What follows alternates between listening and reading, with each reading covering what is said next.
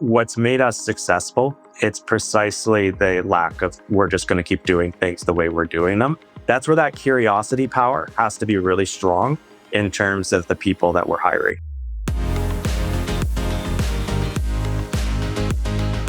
Excited for the podcast today with Josh from Trail Appliance.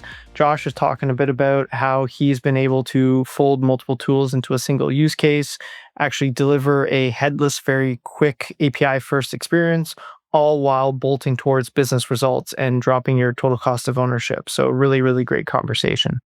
Welcome to another episode of the e-commerce toolbox experts perspective. Joining us today, we have Josh Johnston from the West Coast of Canada, Senior Director of Online Experiences for Trail Appliances. Welcome, Josh. Kaylin, thank you for having me. Excited to be joining you today.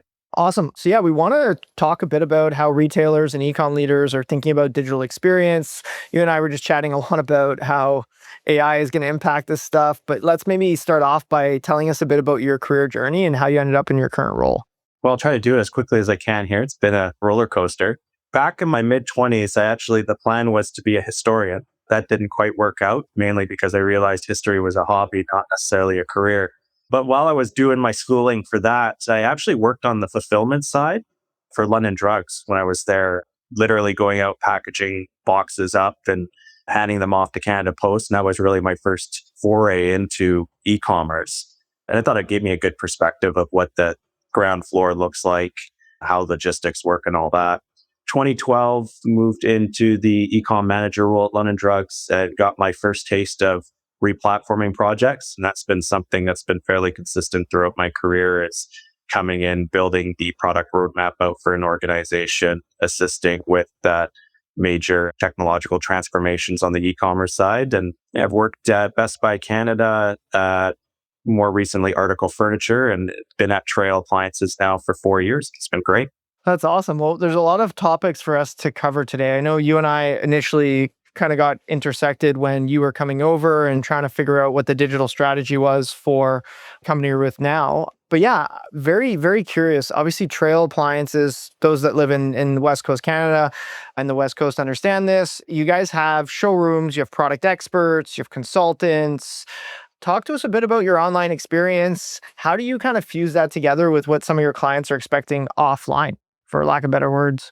Yeah, and that's ultimately the challenge we need to solve for in the appliance space. This is a longer customer journey.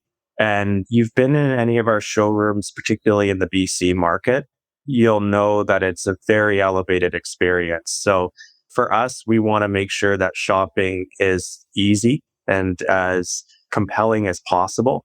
And I think, as a regional appliance retailer, the first step to doing that is just making sure that we're getting rid of as much friction as possible in the user journey. And also understanding that the website's role in our overall business strategy, it's making it easy for customers to really execute that research phase, knowing that I think the latest study I saw in the United States, a bit more of a mature e-com market there, is like at the height, we're going to see like 20 to 25% of appliance sales going directly through e-commerce versus stores. So stores are going to still play a massive role, but digital plays an incredibly important role in terms of ensuring the customers have all the information they need, and we're generating strong leads for our stores, so that it's a seamless baton pass once the customer goes into store. So what that's looked like for us is a lot of focus on making sure that those core pillars of a strong digital experience are in place. And as you know, it's never ending. Once you kind of get to best practice, then you're looking at your data and ensuring you're optimizing based on the feedback you're getting from customers, both quantitatively and qualitatively. So we've taken things to a certain point, I'd say. And as I was saying off the call, we're literally going to be launching a brand new composable website this Sunday night. So that'll be another evolution of our digital experience. And again, will be a step upgrade in terms of aligning that in-store experience with our digital experience. That's great. Obviously, you have a ton of experience. You worked at another one of our customers, London Drugs, Article, a lot of West Coast great companies. Obviously, you've managed different teams as well. When you're starting to look at the funnel, does it really depend the industry the person came from, because some industries might be more impulse purchase, shorter funnel, some are longer, where more sessions is good, conversion rate's different. So yeah, maybe talk to us a bit about, for your industry specific, are you seeing certain teams like overinvest in certain areas when it comes to funnel analysis and underinvest in others? Curious your take there. Yeah, it's a bit of a longer funnel. And I would say you get more signals. So the user journey, say at 11 drugs, particularly for like Tide Pods, bad example, but for the sake of an example, I mean, that's more get as much friction out of the way as possible, make sure that you have inventory and make sure that the price point is compelling enough for the customer to pull the trigger.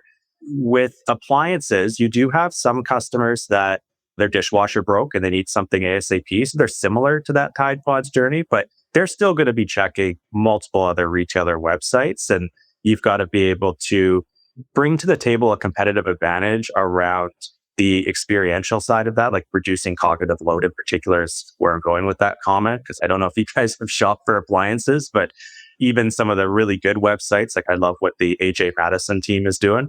There's a lot of information being thrown at the user. So if we can make a bit more of a seamless experience for the customer, that could give us an edge along with those core vitals that are, part of a great e-com experience. But to level that back to where you're going with the question, I'd say you need a lot of curiosity and a lot of high agency out of the team to be able to problem solve where there could be gaps in the user journey.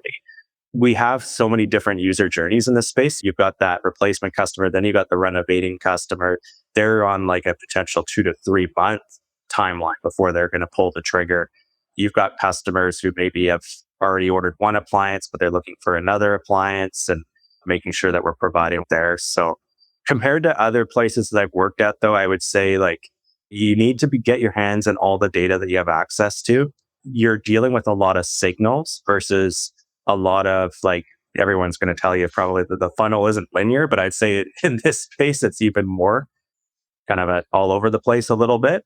You need to understand what signals are important and which ones aren't.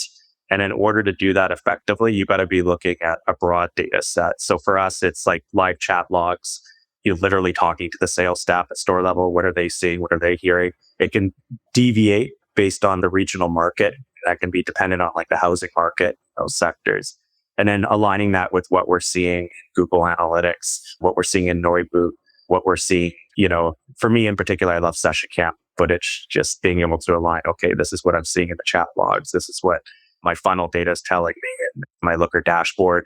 I have some hypothesis of what's happening here, and then I can align that with the session cam footage. And it's like, okay, now we got some ideas that we can build a feature around or a test that we may want to run that you continue to optimize from there.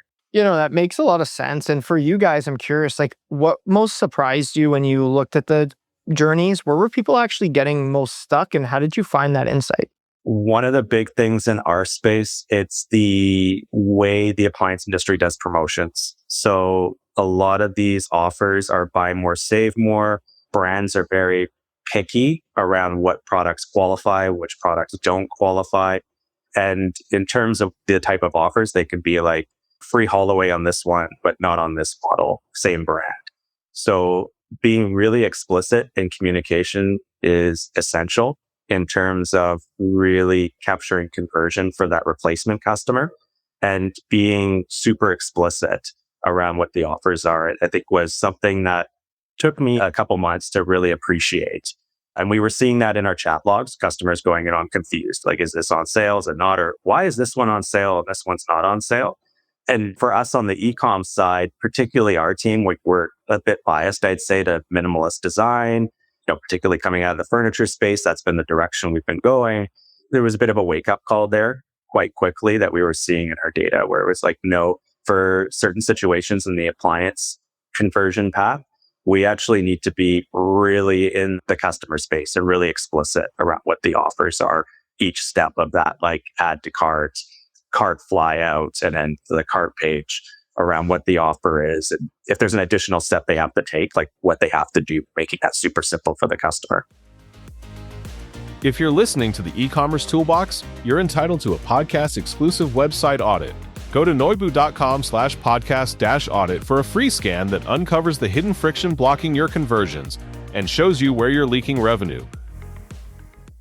Not to give away too much, but do you ever envision like taking some of those landing pages or the high consideration purchase kind of behavior and actually dynamically changing what the customer sees next, like segmenting the user kind of early on in their journey? Is that something that you guys have thought of? Where do you think the technology is for something like that? It's definitely the direction I think we're going. Not to get too futuristic, although it's kind of here now. Probably going to butcher the name of the fashion brand, but Brunelli Cucino, I can't remember. But they have that AI agentic front end experience. And I do think that's going to be a version of that anyways, will be a core component of the e-commerce shopping journey, probably in the next 3 years. For us, we're just getting the infrastructure in place to be able to do that. But we do have these core user journeys. Like a couple other ones that I haven't mentioned is we do have a subset of interior designers shopping the site. So what should a landing page look like for them relative to our retail customer? And then we've got B2B customers. What does that experience look like? I mean, we've got landing pages for them, and we're looking to optimize leads to send to the teams internally to be able to action those. But I think we're on the precipice of some really robust functionality in that regard, both in terms of making this easier to manage and maintain and set up, and also for those experiences to be very generative based on a bunch of data signals that we can send to these AI tools and platforms. It's very cool. So at that point, like what becomes the constraint? Do you know what I mean? Like, is it the ability to sift through the insights? Is it capturing the insights? Like what becomes the biggest constraint in that vision? Data, data quality. Particularly in our space, like our product data is insane. We have a partnership with Merch Kit out of Vancouver here to help us out with that. And then we use Akinio as our PIM. They're a great partner as well. But you got that side, then you got all your customer data, and then you got all your product and your behavioral data. Then you've got your more qualitative data sets, like your component library, the CMS side, all of your search data, anything that you could, your brand style guide. Sorry, is where I was trying to go there. Like all this stuff that's probably more of a lengthy prompt that you can then expose to these AI tools to provide guardrails around the type of experiences they can construct, the type of components they can pull in. But at the end of the day, it's the fuel for these tools to create these custom, somewhat personalized experiences is the quality of your data. Yeah, that makes sense. We think data capture was a bigger problem than it is now. Most people actually have the data now, but your point, like they're capturing it from multiple different sources. So kind of like transforming it, synthesizing it, storing it in a readily queryable way is very problematic, because at the end of the day, you also don't want to spend $8,000 of tokens to make an extra $600. I think there's a cultural dynamic to it too. We did our first foray into AI with the AI tool widget on the BC site. That's on our PDP pages. We built in tandem with a partner an orchestration layer in LangChain that's referencing product data, a few other things. I've got some agents in there as well. And in my conversations with some of my peers, like I think there's a bit of a challenge and anxiety in some companies to just get going or just trying some of this stuff and beginning to build up that cultural competency internally within existing teams of how this stuff works and what to do, what not to do. I think this dual FOMO happening right now, but then also a lot of fear and anxiety around like governance and security and how to manage that. And so you get this kind of paralysis that I think is starting to go away, but definitely last year I was seeing a lot of that. And I think as leaders in the e-com space, we have the opportunity to just grab the flag and run with it, get a couple case studies out the door, showcase the value that these tools can provide, and then leveraging that, start to build out the wider strategy for the organization with other internal stakeholders and partners. Makes sense. Where have you been most surprised in a positive way and then most surprised in a negative way when it comes to integration of these tools? I would say on the content side, just the amount of orchestration up until recently you needed to really produce good content was annoying. But that probably says more about me than it does, the hardcore specialists out there that are able to get what they need out of the video and imaging tools. But there's definitely been leaps and bounds done, I'd say, in the last 2 or 3 months where even for myself, I'm able to produce some decent imagery where I couldn't before. Where I've been really happy with the tools is data analysis and market research, particularly Gemini for market research. It's been something I utilize quite a bit. Copilot's been super good. We're a Microsoft shop internally, just helping prep for meetings and stuff like that. It's got some limitations, but it's great for just being able to go through your emails and go through meeting notes, just make sure that administrative stuff, you can save some time there. But for me, I like to, particularly with Gemini, just, okay, what are we seeing in the NIMO, for example? What's going on with that housing market? And it's fairly up to date. So it'll go up to like the news story happened 2 days ago. It'll include that in its analysis. And then I can align that with all the internal data I have to go, okay, I'm starting to see a trend here. But that data analysis support's been super helpful.